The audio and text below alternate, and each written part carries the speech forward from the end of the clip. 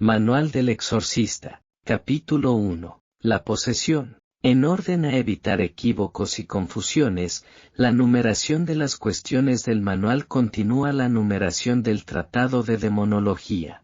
Tanto el tratado como el manual forman una unidad temática. Si bien el tratado aborda cuestiones teóricas relativas a la esencia de las cosas, mientras que el manual aborda más bien el tema de los fenómenos. Cuestión 96. ¿Qué es la posesión?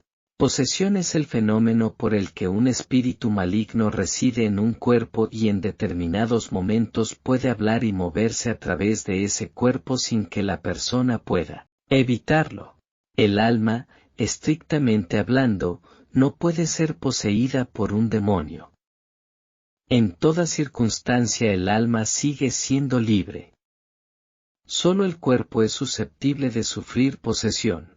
Cuestión 97. ¿Cuáles son las características esenciales para diagnosticar una posesión?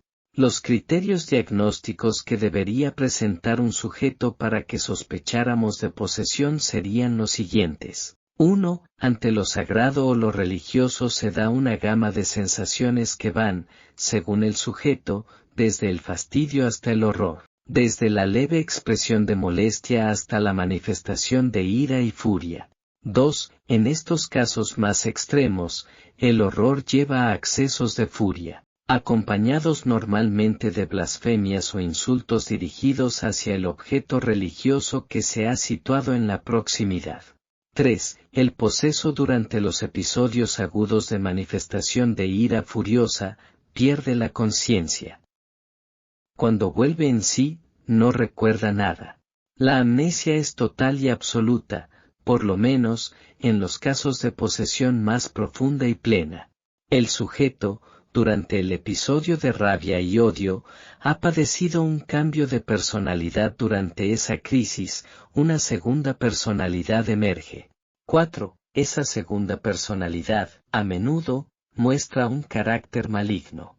Es frecuente que durante esos momentos las pupilas se vuelvan hacia arriba o hacia abajo, dejando los ojos en blanco.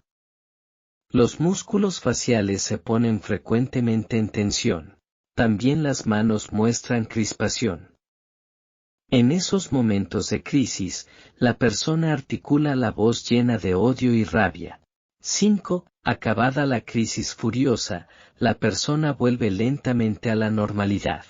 El tránsito de vuelta a la normalidad es muy similar, en cuanto al tiempo y al modo, al tránsito que se observa de la vuelta del estado de hipnosis al estado normal de conciencia.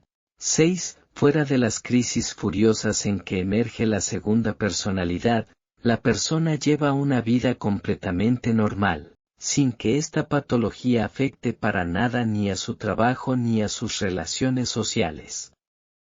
El sujeto aparece como una persona perfectamente cuerda. En todo momento distingue perfectamente entre la realidad y el mundo intrapsíquico, no observa una conducta delirante. 7. En algunos casos sí exponen cosas que parecen alucinaciones sensoriales, concretamente exponen que, esporádicamente, ven sombras, sienten una difusa sensación extraña en alguna parte concreta del cuerpo u oyen crujidos. Por el contrario, no oyen voces internas, ni sienten que algo les corre bajo la piel. Cuestión 98. Consideraciones psiquiátricas. Esta cuestión está redactada para psiquiatras, el lector no versado en esa materia puede saltársela.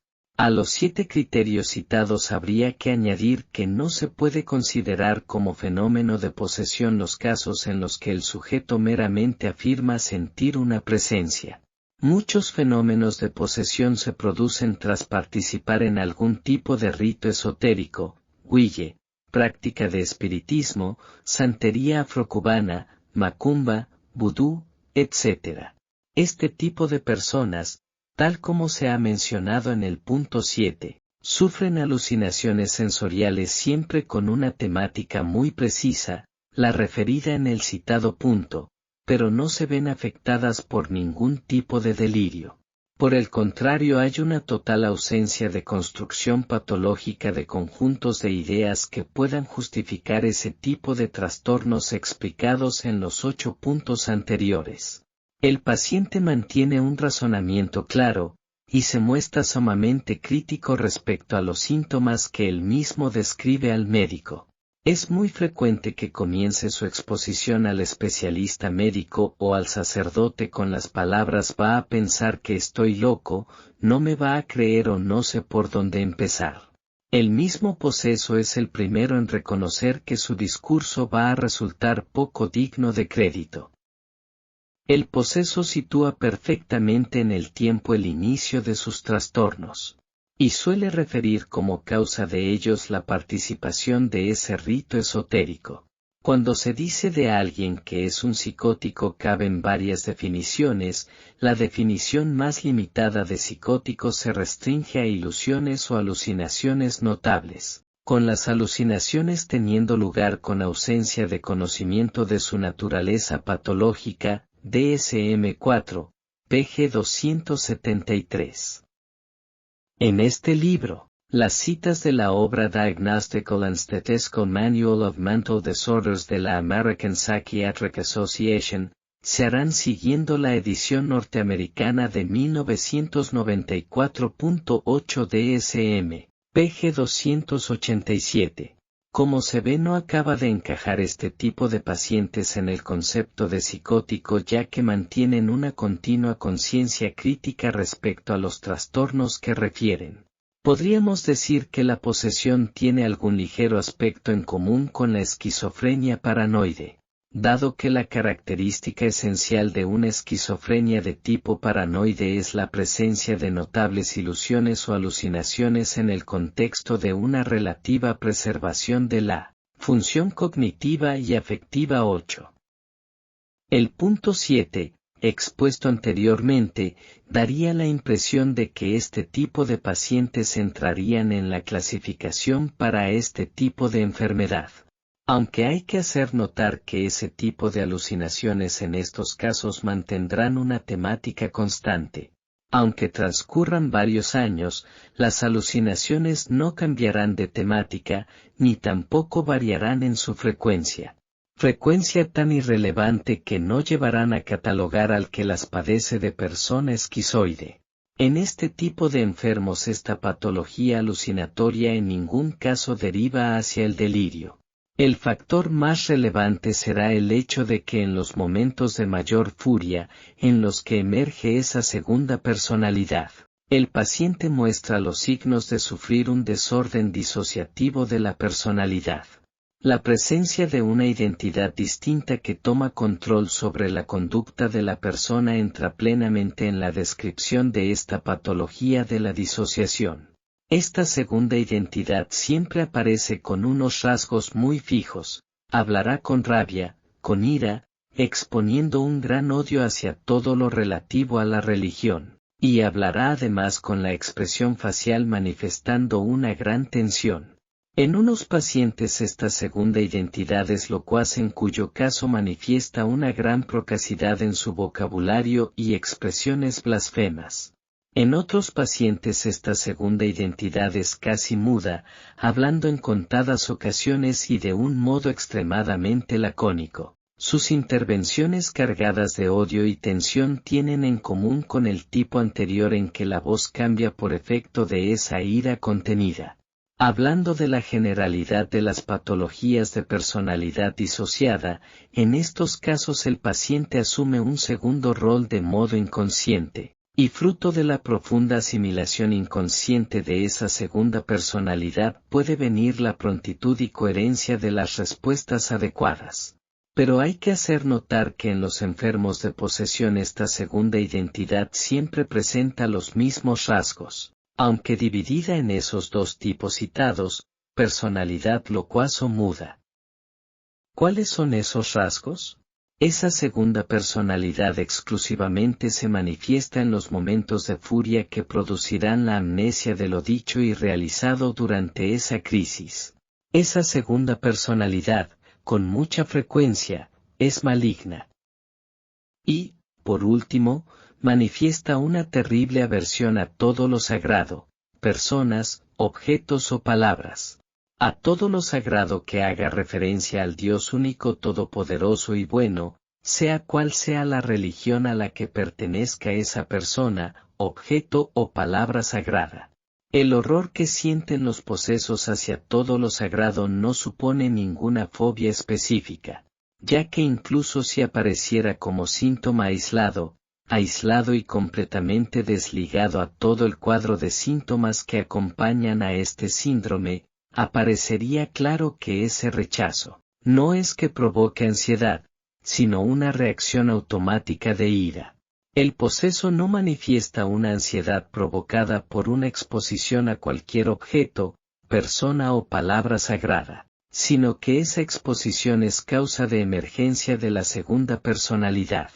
Al no existir fobia, tampoco ese rechazo provoca ningún desorden obsesivo, compulsivo, ni tampoco ese rechazo da lugar a ningún tipo de ritual de evitación, usada aquí la palabra ritual en su sentido psiquiátrico. Dado el tema que tratamos, la aclaración no es ociosa.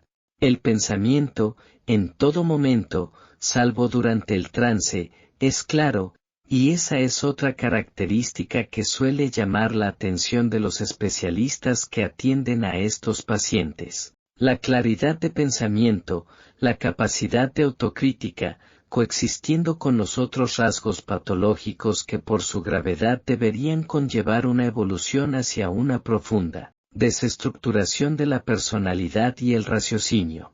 Recapitulando, si un psiquiatra no supiera nada de posesiones, los síntomas que observaría en un poseso típico le llevarían a ver en él un desorden disociativo de la personalidad que provoca alucinaciones sensoriales escasas, una aversión aguda a lo sagrado, junto con agitaciones propias de una crisis histeriforme. Como se ve un complejo conjunto de síntomas, todos ellos en un mismo sujeto y manifestándose con simultaneidad. Ello nos lleva a rechazar las clasificaciones simplistas de aquellos que, sin haber visto un caso real, sentencian que se trata de tal o cual enfermedad mental. El cuadro sintomatológico aquí definido refleja un síndrome tan especial que no se lo puede encuadrar sin más en tal o cual apartado de la patología psiquiátrica. Hay que admitir que nos encontramos no ante un desorden mental simple, sino ante un síndrome para el que hay que buscar un lugar específico dentro de la catalogación médica. Y digo un síndrome porque es un conjunto de signos y síntomas que existen a un tiempo y definen un cuadro morboso determinado. Cuadro morboso que se repite de un modo milimétrico en los pacientes que lo padecen y cuya simultaneidad en la concurrencia de esos rasgos, antes descritos, llevan a la perplejidad a los especialistas que los atienden. Por lo tanto, es totalmente inadecuado hablar de este hecho como esquizofrenia, psicosis, y mucho menos como epilepsia, porque el cuadro entero no encaja en la catalogación de cada una de estas enfermedades. Este síndrome solo encaja en pequeñas partes de la sintomatología de esas otras patologías. Pienso que el mejor término, puesto que hay que crear una denominación ex profeso, sería síndrome de monopático de disociación de la personalidad. El DSM, en el apéndice I, ofrece un glosario de síndromes relacionados con culturas étnicas determinadas. En la PG 849 aparece el término SAR al que se da la siguiente definición descriptiva: un término general de Etiopía, Somalia, Egipto, Sudán, Irán y otras sociedades del Medio Oriente aplicado a la experiencia de espíritus poseyendo a una persona. Las personas poseídas por un espíritu pueden experimentar episodios disociativos que pueden incluir gritos, risas, golpes de la cabeza contra la pared, cantos o llantos. Las personas pueden mostrar apatía y apartamiento, rehusando comer o el llevar a cabo las tareas diarias, o pueden desarrollar una relación a largo plazo con el espíritu que los posee. Pero mucho más importante que ese término, que había que reseñar ya que esa obra hace mención El DSM en el apartado 300.15 dedicado a los desórdenes no especificados de otra manera, PG 490, trata de un modo confuso y mezclado con otros desórdenes. El cuadro que aquí se ha presentado de un modo detallado.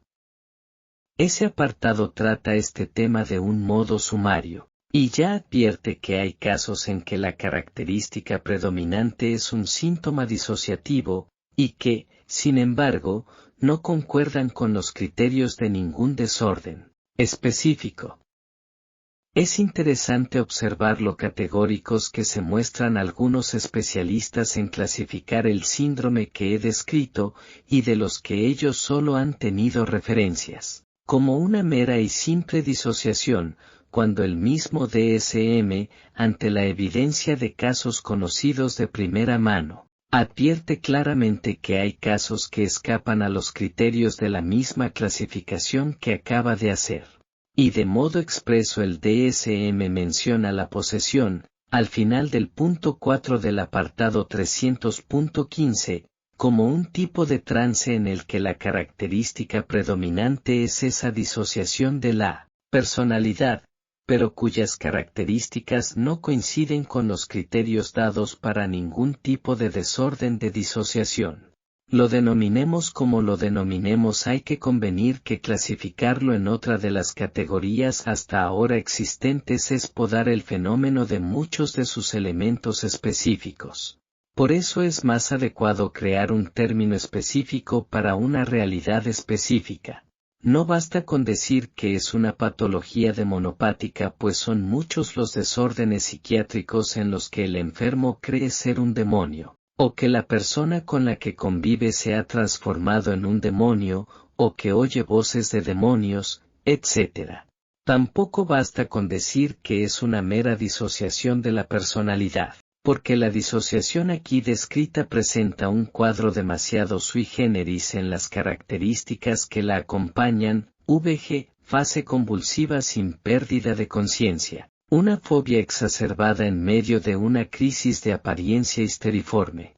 Sin embargo, esa disociación de la personalidad, con ser solo un síntoma diagnóstico más, es el más específico de la posesión. Así que por ello creo que psiquiátricamente el término más adecuado sería, como ya he dicho antes, síndrome demonopático de disociación de la personalidad, incluyendo en la palabra síndrome todas las fobias específicas y los otros aspectos de los que he hablado. Creo que de todos los términos es el más descriptivo de sus características esenciales. El adjetivo demonopático no aparece en vano, ya que designa el tema con el que cursa la enfermedad, y es necesario mencionarlo para evitar confusiones con el término desorden de trance de disociación que se menciona en el DSM, apartado 300.15.4, PG 490, y que se prestaría a confusión con otros casos, puesto que hay trances, por ejemplo, los hipnóticos, en los que se puede producir esa disociación temporal e inducida y que nada tienen que ver con el cuadro aquí descrito. El que se añada el término de disociación de la personalidad también es necesario, pues además de ser la característica más patente y predominante en esta enfermedad, nos ayuda a no confundir esta patología con otras en que el enfermo cree estar poseso pero cuyo cuadro es claramente esquizoide. El esquizoide presentará quizá un cuadro histriónico, un cuadro obsesivo y su pensamiento aparecerá desestructurado, características estas radicalmente diferentes al cuadro que presentan los afectados del síndrome ya descrito. Cuestión 99. ¿El demonio también posee el alma del poseso? No, como se ve es un fenómeno que afecta al cuerpo. El alma puede estar en gracia de Dios. El raciocinio y la voluntad siguen pensando y decidiendo con libertad. Si un poseso muere, y está en gracia de Dios, el alma iría al cielo. Por todo lo dicho, también le es lícito comulgar. En unos casos esto será posible, en otros no le será posible ni entrar en el templo. pero el poseso no es responsable, moralmente hablando, de lo que haga o diga durante los trances de posesión. Por el contrario, el poseso es perfectamente libre y por tanto responsable de lo que haga fuera de esos trances. Cuestión 100. ¿Cuál es el modo más práctico para saber si alguien está poseso? Hablar con el supuesto poseso para que nos explique lo que le pasa es importante, pero hay que recordar que el enfermo mental puede haberse leído todos los libros sobre el tema e imitar perfectamente los signos que ha leído. Por eso lo mejor es que el supuesto poseso nos explique lo que le pasa con gran brevedad y después sin más preámbulos orar sobre él. Es la oración la que dará la seguridad si se trata de una posesión o no. Si la persona está posesa al bendecirla durante unos momentos, comenzará a crispar las manos, la tensión se irá reflejando en su rostro. Cerrará los ojos, si se le levantan los párpados el sacerdote verá que están en blanco. Si se sigue insistiendo en la oración, el poseso puede comenzar a gritar o a hablar, con una voz maligna. En otros casos comienza una risa maligna, o a bufar. Hay casos en que no se observa trance, sino que el poseso al momento abre los ojos y habla. Su voz es maligna y angustiada, y habla para ordenar que pare, que detenga la oración. Aunque no se observe trance, al volver en sí no recordará nada. En otros casos lo que no se observa es que emerja esa segunda voluntad. Lo único que se percibe externamente es que la persona pone los ojos en blancos y no se mueve. A veces, como mucho, puede agitar un poco las manos o el cuerpo, pero levemente. Estos son los demonios mudos. Mudos porque no hablan. Pero, aunque no hablen, la persona entra en trance. Cuestión 101. ¿Qué argucias puede usar el demonio para ocultar su presencia en el poseso? Esta cuestión debe ser leída muy atentamente por aquel que se vaya a dedicar al ministerio del exorcismo de forma continuada, pues se trata de un tema capital. Tan importante que el demonio por aquí sí que engañará a no pocos exorcistas haciéndoles creer que alguien no está poseso. Dos son las argucias que pueden usar algunos demonios para no ser descubiertos, dependiendo si son demonios closey o aperti. Más adelante se explica qué tipo de demonios son estos. Si es un demonio de los denominados closey, tratará primero de ocultarse, de no manifestarse. Algunos pueden resistir sin manifestarse durante 5 minutos incluso y hasta más. Por eso es importante hablar con el supuesto poseso antes de bendecirle, para ver si el caso es verosímilmente de posesión o no. Pues si la posesión parece verosímil hay que insistir más tiempo en la oración de bendición.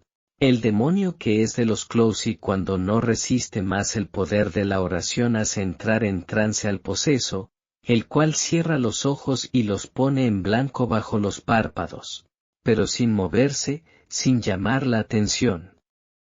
Si el sacerdote dejara de bendecirle y no le hubiera levantado los párpados, el poseso volvería inmediatamente en sí, sin recordar nada. Y el sacerdote quedaría engañado creyendo que no tiene nada. Si es un demonio de los aperti hará justo lo contrario que lo explicado con los closey. Abrirá los ojos y dirá que lo que tiene es psicológico, se reirá del sacerdote mientras reza, le preguntará qué tontería está recitando, que si le está tratando de convencer de que está poseso. Pero curiosamente, cuando vuelva en sí, si el sacerdote le pregunta por qué le ha dicho tal o cual cosa concreta, verá que no recuerda nada. Cuando el sacerdote ora por una persona para discernir si está posesa, y comienza este comportamiento burlón o despreciativo, al acabar el sacerdote debe preguntarle que por qué le ha dicho eso o lo otro. Porque en el espacio de tiempo en el que ha orado sobre la persona es un intervalo de tiempo en blanco que pasa completamente desapercibido para el poseso. Suele ser normal en este tipo de demonios que durante la oración para discernir, el poseso se ría de lo que está haciendo el sacerdote. Después, incluso, le pide perdón, perdone, pero es que me hace mucha gracia lo que está haciendo, me parece una tontería. El poseso ya está en trance, habla con voz completamente normal, con gestos y reacciones que dan a entender que es ella. Pero el sacerdote debe sospechar de que si él ha venido a verle, desde lejos, para consultar si está poseso, ¿por qué de pronto al rezar todo le hace gracia? ¿Por qué no se puede aguantar la risa? A veces, el interesado hasta le comenta que cree que todo lo que le pasa en realidad es psicológico y que ha sido un error venir hasta allí, a ver al sacerdote. Un cambio repentino en el que pasa de venir con mucho interés a ver al exorcista, a pasar a reírse por todo lo que hace el sacerdote es un hecho sospechoso. Si se persevera en la oración exorcística, a modo de prueba para discernir, si hay algo, quedará claro. A veces, el demonio usa esta estratagema el demonio incluso durante el mismo exorcismo, una vez que se ha descubierto su presencia y se procede con el ritual. Es gracioso que incluso después de haber entendido oraciones en latín y haber mostrado acerba repulsión a todo objeto sagrado, hace un desesperado intento de convencer a todos los presentes con voz normal de que en realidad lo suyo es una enfermedad mental y que le dejen marchar. Pero si el exorcista insiste, vuelve a manifestarse como lo que es, como un demonio. Cuestión 102. ¿Qué son los demonios ocultos? Los demonios abditi u ocultos son los que se esconden en el interior del poseso sin manifestarse de ningún modo. El plural de abditus es abditi. La persona nota un cambio en su vida, siente cosas extrañas que le hacen sospechar que hay una fuerza externa que ha entrado en ella. Incluso hasta puede experimentar fenómenos preternaturales. Pero para su desgracia cuando el sacerdote ora, el demonio resiste y no da ningún signo de estar allí. En esos casos el que tiene ese tipo de demonio lo que ha de hacer es orar mucho, el mismo poseso, durante semanas o meses. Oración en general, no hace falta ninguna en concreto, ni tampoco es necesaria una oración específica contra el demonio. Basta con que cada día rece el rosario, vaya a misa, y hable con Dios un rato. A esos demonios ocultos la oración es lo que les hace salir cada vez más hacia afuera del poseso. Pues es como si al principio estuvieran muy en el interior de la persona, y poco a poco fueran siendo sacados hacia afuera. Por eso cualquier persona a la que se le haya dicho por parte de un exorcista que no tiene nada demoníaco, tiene el derecho a que se le examine de nuevo pasado un mes. E incluso, con brevedad, a que se ore por ella más de 3 y 4 veces, dejando un mes entre oración y oración. En este sentido ha habido posesos cuyos demonios se han ocultado de forma tan absoluta que ningún exorcista hubiera detectado su presencia por mucha ciencia y experiencia que tuviera. Casos, sin embargo, en los que había sucedido algo preternatural con presencia de varios testigos. Y que tras mucha insistencia, el demonio no pudo más y se manifestó con toda su rabia, con todo el despliegue de signos que se puede dar en un poseso. Incluso ha habido casos de demonios abditi que han podido resistir más de 2 horas de exorcismo sin dar el más leve signo de estar allí. Y así he conocido casos en los que, durante la sesión de exorcismo, la persona no se notaba ni siquiera ligeramente mal. Pero el exorcista y los familiares estaban seguros de que el demonio estaba en ella por las cosas de las que habían sido testigos en ocasiones precedentes.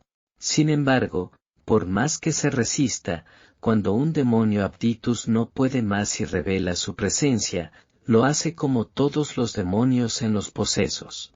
No obstante, un exorcista no debe insistir tanto tiempo exorcizando a una persona que no ofrece signos de estar poseída, salvo que no haya la menor duda, por algo que se ha visto previamente.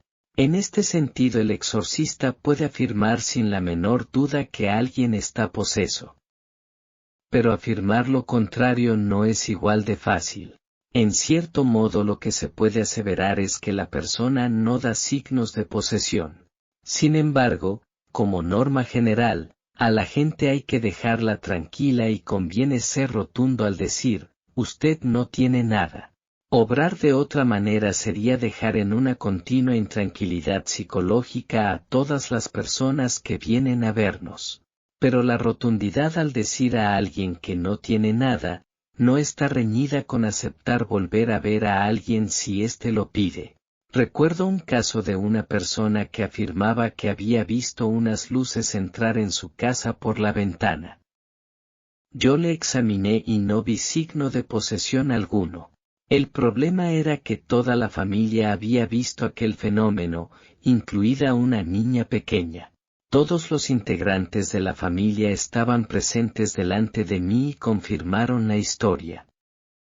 Así que mi respuesta fue, 1. Si no hubiera habido más testigos de lo que usted me dice, estaría seguro de que lo suyo es meramente psicológico. 2. Pero dado que hay más personas que avalan su historia, tengo mis dudas. 3. Por otro lado, usted no da signos de posesión. 4. Así que haga lo siguiente. Tome la medicación que le ha dado el psiquiatra y siga todas sus indicaciones. B. Al mismo tiempo ore, rece el rosario, vaya a misa. Si lo suyo es un problema psiquiátrico, ya está poniendo el remedio. Si lo suyo es un problema que tiene que ver con el demonio, la oración Dios la escuchará y le ayudará. Y por supuesto puede volverme a ver dentro de un mes o de más tiempo. He segmentado todos los elementos de la respuesta porque esta respuesta valdrá para todos los casos en los que el dictamen no está claro, y cada punto de la respuesta tiene su razón de ser. Al cabo de un tiempo volvió este individuo y se vio claro que era un problema de posesión. Casos como estos desafortunadamente se dan. Y digo desafortunadamente porque ojalá que todo estuviera más claro, que todo fuera más sencillo. Pero este tema tiene el nivel de complejidad que Dios ha querido, ni más, ni menos. Por tanto, hay demonios abditi que pueden resistir 10 minutos, 20, 1 hora, 2. Y los hay que están tan dentro de la persona que necesitarán meses para que, por fin, la oración del sacerdote no la puedan resistir y tengan que manifestarse. Reconozco que este tipo de demonios abditi introducen un nivel de indeterminación en nuestros diagnósticos. Pero las cosas son como son, y este tipo de demonios, lamentablemente, existen. La demonología es como es, no se trata de una cuadrícula que haya creado un teólogo y en la que todo sea tan fácilmente delimitable que nos movamos con la más perfecta de las seguridades a la hora de dar un dictamen. Cuestión 103. ¿Qué oración se debe hacer para saber si alguien está poseso? Basta con que el sacerdote bendiga a la persona, bien sea con oraciones ya hechas o improvisadas. Al cabo de un rato se pueden intercalar las siguientes frases fáciles de memorizar. In nomine Jesu, exorcizo te. In nomine Jesu, dic nomen tuum. In nomine Jesu, si es hic, maniféstate. Al dirigirse al demonio hay que hacerlo con autoridad. Al demonio no se le pide nada, se le ordena. Hacerlo en latín ayudará a que la persona no sepa en qué momento nos estamos dirigiendo al demonio y hemos dejado de bendecirla.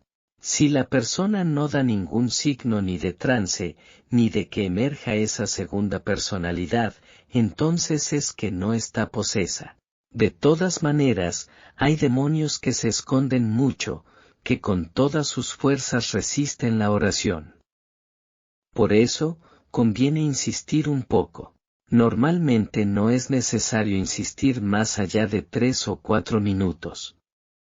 En el 95% de los casos de posesión, el demonio suele manifestarse en muy pocos segundos. Pero como hay muchos tipos de demonios, conviene que el sacerdote se encomiende a Dios para que le ilumine y que haga caso de la intuición. Si algo le hace sospechar que allí hay un demonio, puede insistir más. Aunque más de 4 minutos normalmente no habrá necesidad. Durante ese tiempo en que está bendiciendo a la persona, es muy importante que el sacerdote se concentre mucho en la oración. Cuanto más se concentre, más fuerza tendrá su oración y más obligará al demonio a manifestarse. Es muy conveniente que el sacerdote cierre los ojos para no distraerse mirando a la persona. Pero conviene que haya alguien más atento al poseso por si éste tratara de abalanzarse sobre el sacerdote mientras está con los ojos cerrados concentrado en la oración. El sacerdote, aunque esté concentrado en la oración, si en algo ha de fijarse tras un rato es en los ojos. Pues en unos casos los ojos se cierran para entrar en trance, o en otros casos el demonio mira a través de ellos, y el demonio tiene una mirada especial, maligna. Si ve esa mirada, al insistir se acabará manifestando si está dentro.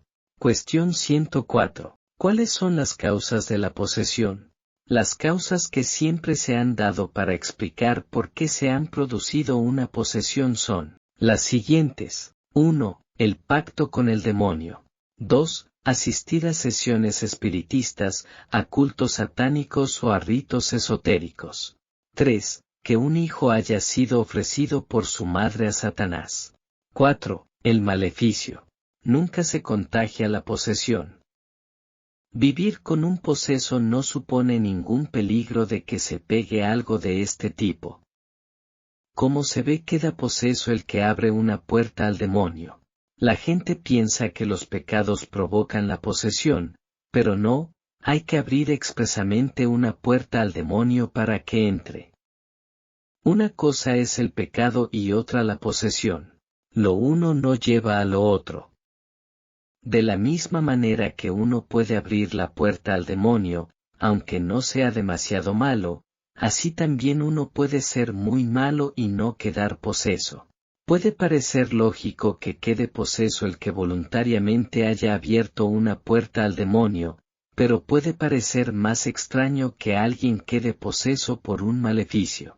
Es decir, por alguien que haya hecho un rito para que quede poseso o para matarle. Pero no nos olvidemos que la posesión solo afecta al cuerpo, no al alma. Con lo cual no hay ningún problema respecto a la justicia divina.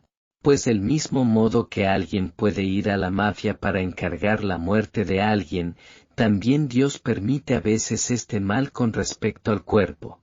La posesión solo se producirá si Dios lo permite. No importa los ritos que se hagan para que alguien muera o quede poseso, si Dios no lo permite no pasará nada. Y por supuesto, cuanta más vida espiritual y de oración lleve la persona, más protegida estará contra todas estas influencias del maligno. De todas maneras, que gente inocente y hasta en gracia de Dios quede posesa sin culpa no es una teoría, es algo comprobado una y otra vez desde hace siglos. Dios lo permite porque muchas veces los males del cuerpo son una fuente de bendiciones muy grande para el alma. Y tras una posesión la persona queda mucho más agradecida a Dios y con una vida espiritual mucho más fuerte para toda la vida. Por otro lado, hay que decir que las personas que practican maleficios contra la salud de otras personas o para que queden posesas, no suelen hacerlo durante mucho tiempo, ya que este tipo de personas suelen encontrar el castigo divino muy pronto. Pocas cosas atraen tanto el castigo divino como practicar maleficios contra otros.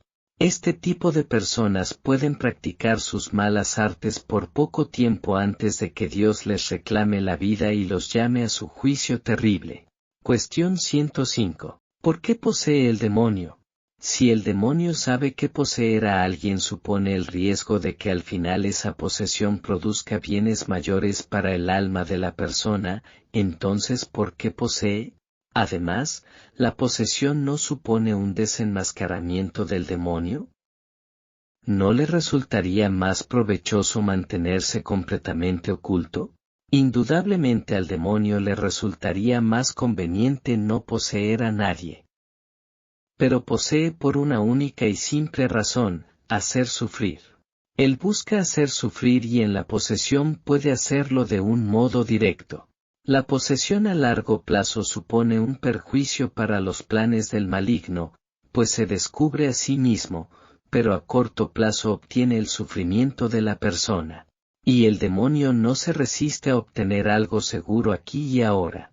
Lo que se ha dicho antes acerca de por qué el demonio no se resistió a tentar al Hijo de Dios es igualmente válido para esta materia.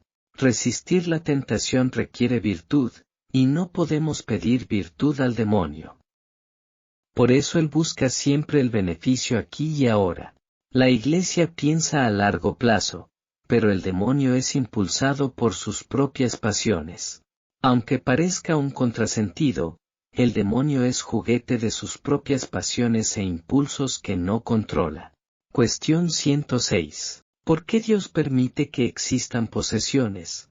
Dios permite este extraño fenómeno por 4 razones. 1. Se muestra la verdad de la religión católica. 2. Es castigo de los pecadores. 3. Es provecho espiritual de los buenos. 4. Produce saludables enseñanzas para los hombres. Si Dios permite la enfermedad, más razones tiene para permitir algo cuya existencia es una verdadera razón para creer. Un fenómeno en el que se comprueba el poder de Dios, el poder de Cristo y el poder de la Iglesia. La posesión es como una ventana abierta por la que podemos asomarnos al mundo de odio y sufrimiento demoníaco. Una ventana abierta por la que podemos atisbar algo del poder invisible de las naturalezas angélicas. Y el bien que viene de presenciar todo ello redunda en los presentes y familiares normalmente para toda la vida. Digo normalmente pues presenciar un exorcismo no significa que todas las personas que presencian tal fenómeno a partir de entonces tengan fe. Hay quienes después de ser testigos de un exorcismo, todo lo achacan a causas naturales o, al menos, desconocidas. Si hubo quien no creyó en Jesús habiendo presenciado las curaciones y milagros que realizaba, no podemos extrañarnos de que esto otro suceda. Hemos de comprender que veamos lo que veamos, un milagro, un exorcismo, lo que sea, lo que nos hace creer es la gracia. Si libremente decidimos resistir a esa invitación interior e invisible, no importa que veamos la multiplicación de los panes y los peces. Aunque se abrieran los cielos y Dios nos hablara desde lo alto, entre las nubes, pensaríamos que se trata de una alucinación. No es lo que vemos, sino la gracia, la que enciende en el interior de nuestra alma inmortal la llama de la fe. Cuestión 107. ¿Qué diferencia hay entre el desdoblamiento de personalidad y la posesión? La enfermedad de desdoblamiento de la personalidad tiene una causa natural, la posesión tiene su causa en el demonio. La enfermedad aparece por causas psiquiátricas, la posesión normalmente por participar en ritos esotéricos. La enfermedad solo se cura con la ciencia psiquiátrica, la posesión solo desaparece con exorcismo. En la enfermedad no hay fenómenos extraordinarios, en la posesión en ocasiones sí que los hay. Cuestión 108. ¿Qué fenómenos extraordinarios se dan en la posesión? Basta que haya trance o la aparición de la personalidad demoníaca para que hablemos de posesión. Hay casos de posesión en que, fuera de eso, no habrá manifestación de fenómeno extraordinario alguno. Siempre se ha repetido, en bastantes libros, que los fenómenos más frecuentes son estos 3. Primero, el demonio entiende cualquier lengua, incluidas las lenguas muertas. Obedecerá las órdenes que se le den en latín, griego, hebreo u otros idiomas al momento, con independencia de la edad o inteligencia del sujeto poseso. Aunque no suele ser frecuente, algunas veces los posesos hablan otros idiomas, aunque suelen ser idiomas desconocidos. Segundo, muestran una gran fuerza, a veces durante muchas horas. y alguna vez incluso fuerza física claramente imposible, pudiendo levantar a varias personas a la vez. Tercero, también se puede dar conocimiento de cosas ocultas. Pero el hecho más extraordinario de todos, y el más infrecuente, es la levitación. Pero hay que reconocer que, en la mayoría de los exorcismos, no aparece ninguno de estos tres signos. Solo hay furia, violencia y burla por parte de la entidad que se manifiesta a través del poseso. Cuestión 109. En el Evangelio ¿no podría ser la posesión un mero símbolo de la liberación del mal? Negar la realidad de las posesiones y afirmar que son solo un mero símbolo de liberación del mal es una afirmación herética. Tal afirmación es contraria a la tradición constante de la Iglesia. Los santos, los doctores de la Iglesia, los santos padres, la práctica constante de la Iglesia en Oriente y Occidente a través de toda su historia, es unánime en afirmar que la posesión es ese dominio del demonio sobre el cuerpo. Los evangelios distinguen de forma muy clara entre enfermedad y posesión. La distinción entre ambas realidades nunca deja lugar a dudas en ningún evangelista. Siempre se deja claro que la posesión está causada por un ente maléfico espiritual. Es un fenómeno de la posesión tan sui generis que se usa un verbo especial cuando Jesús va a expulsar esos daimonia, el verbo será exorquizo, conjurar. Las personas no serán llamadas enfermas sino daimonisomenoi. La posesión no se cura, el poseso es liberado. Este grupo de personas que irán apareciendo en los 4 evangelistas gritarán, tendrán crisis de agitación. Jesús se dirigirá a esos daimonia imperativo, dando órdenes sin mostrar compasión alguna. Cuestión 110. ¿Hubo posesiones en la época del Antiguo Testamento? En el Antiguo Testamento solo aparece testimoniado un caso de posible posesión que es el siguiente y que aparece en el libro 1 de Samuel. El espíritu de Yahvé se retiró de Saúl y le agitó un mal espíritu suscitado por Yahvé. Los servidores de Saúl le dijeron, «He aquí que te agita un mal espíritu enviado por Dios». Y sucedió que cuando aquel espíritu de Dios asaltaba a Saúl, tomaba David el arpa y tañía con su mano.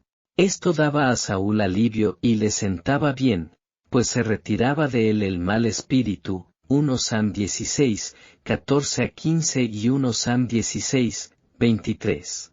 Este texto parece un testimonio de posesión, pues se habla de un mal espíritu que lo agitaba, que lo asaltaba y más adelante incluso se dice que se apoderaba de él.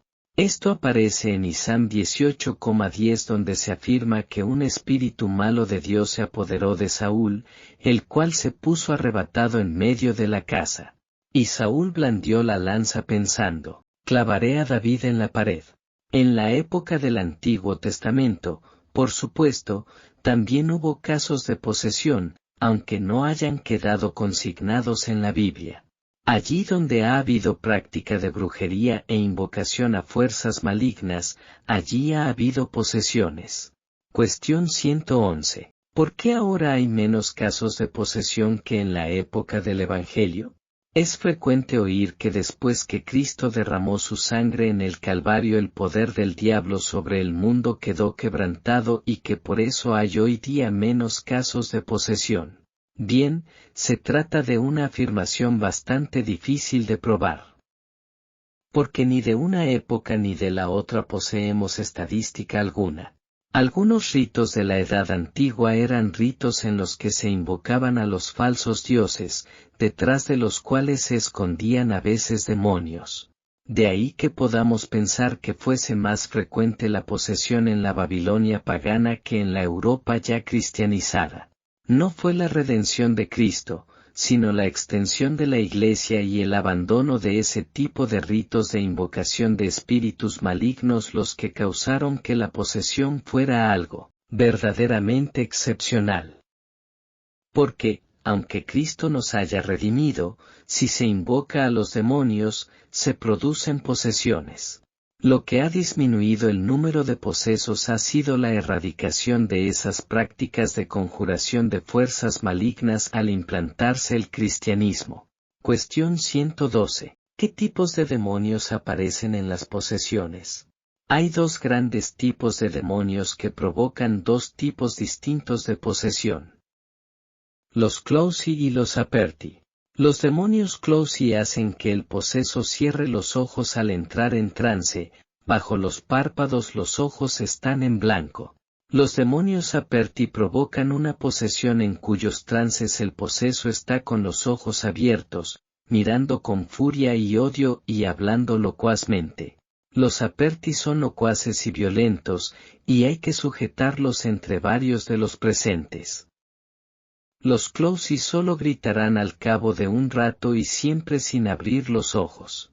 Los clowsi al cabo de un rato de oraciones hablan, pero otros son completamente mudos, entran en trance pero no dicen nada. Un tercer tipo de demonios serían los demonios abditi, es decir, los ocultos.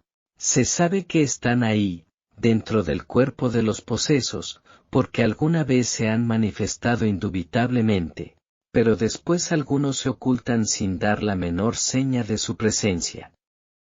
Estos demonios abditi una vez que se manifiesten, lo harán como demonios clowsi o aperti.